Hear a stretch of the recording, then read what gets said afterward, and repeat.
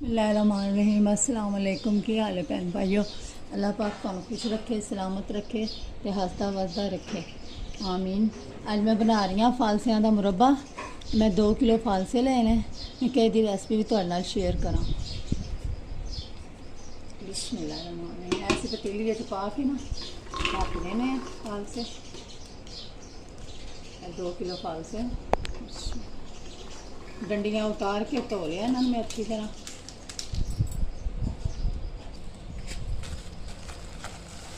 ना 2 किलो फालसे ने तो 1.5 किलो मैं चीनी पा रही हूँ।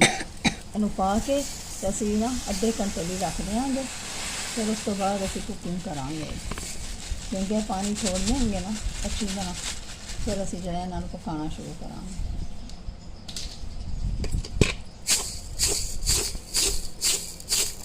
इस तरह मिक्स करके चीनी तो रख दो।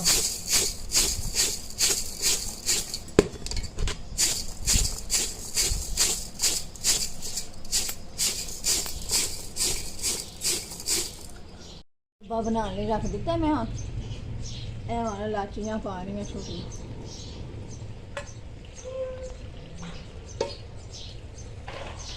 इन्होंने हल्की आग पे ना थोड़ी देर रख देंगे, फिर पकता रहेगा, फिर चास गाढ़ी होगी देखा। देखो इन्होंने कितना पानी छड़ दिता फालसियां ने, चीनी ने।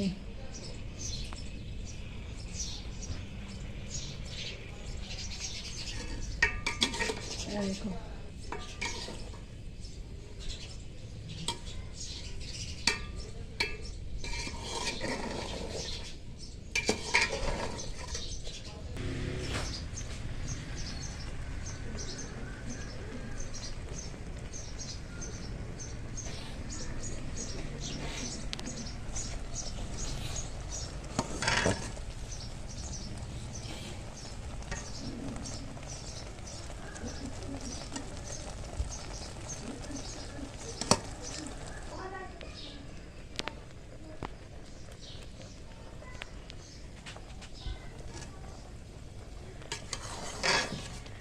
देखो चास हाले पतली है,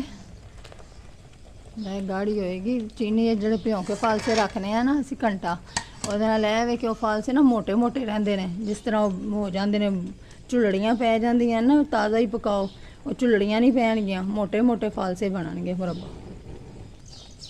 चास बस गाढ़ी होने वाली है, मुरब्बा बनाना है।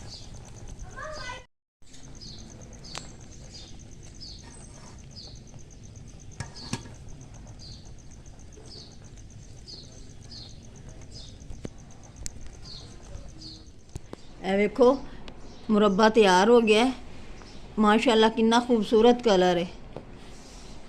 इस तरह तुम मुरब्बा बनाओ, बहुत अच्छा तो ज़बरदस्त बनेगा। चीनी फाल से भिओं के रखोगे ना जिस टाइम तुम, बहुत अच्छा बनेगा मुरब्बा। अगर तुहानू साडा चैनल पसंद आए, साड़ी वीडियो पसंद आए तो इन्हू ज़्यादा तो ज़्यादा लाइक तो सबसक्राइब करना है, तो कमेंट्स करने तो शेयर करना है। अल्लाह हाफिज़।